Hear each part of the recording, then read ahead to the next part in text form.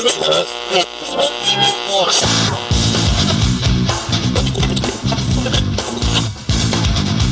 BMD Podcast. Anytime you want.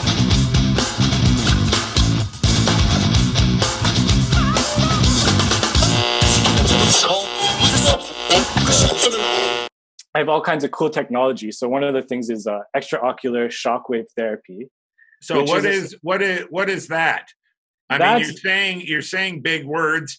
They don't mean anything. Like, I've never heard that word or term before. You got to break it down and pretend, because most of us, we don't know anything about your world. Right. So essentially what it is a technology invented in the 80s to break up kidney stones. All it is essentially is sound waves that will tenderize the area that we're trying to work on. So often for tendinitis, the tendon gets no blood flow, so it has a really hard time healing itself. And what this is able to do is tenderize the tendon, get the blood in there, allow the blood to do its job and reheal the tissue to an elastic band instead of more of a rope, which is exactly what we want. Does that make sense? So are you a massage barbecuer?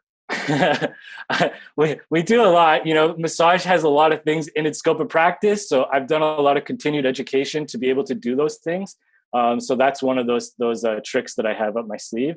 It sort of works where massage fails. So it's now what's the science behind that machine? I looked up about that machine just before we come on, and I know it's coined the jackhammer. How did it get that term? Well, essentially, that's what it is. It sounds and feels like a jackhammer when it's working on you.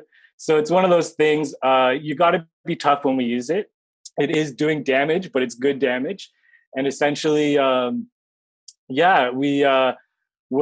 allowing the machine to send a sound wave down at the body. The body, if it resists it, will create a ripple in the tissue. As the ripple comes up, a sound wave comes down with a counterforce, creates microscopic tears in the tissue.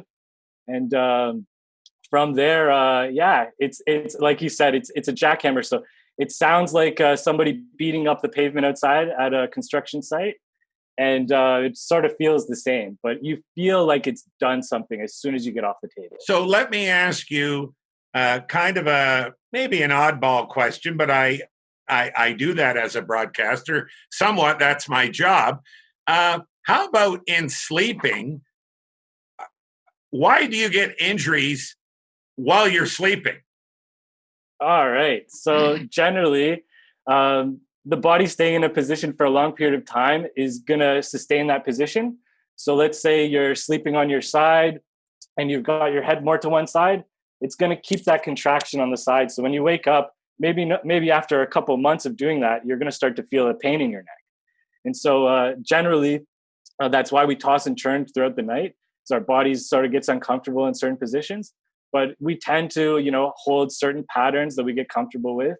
And over time, those patterns lead to dysfunction. So, if you're coiled up in a ball all night with our knees to our chest, generally our hip flexors are going to hold that tension and we're going to get low back pain. So it's just one of those things. If we don't maintain our body, it tends to have a problem. And so anybody in life through exercise, sleep will develop different imbalances.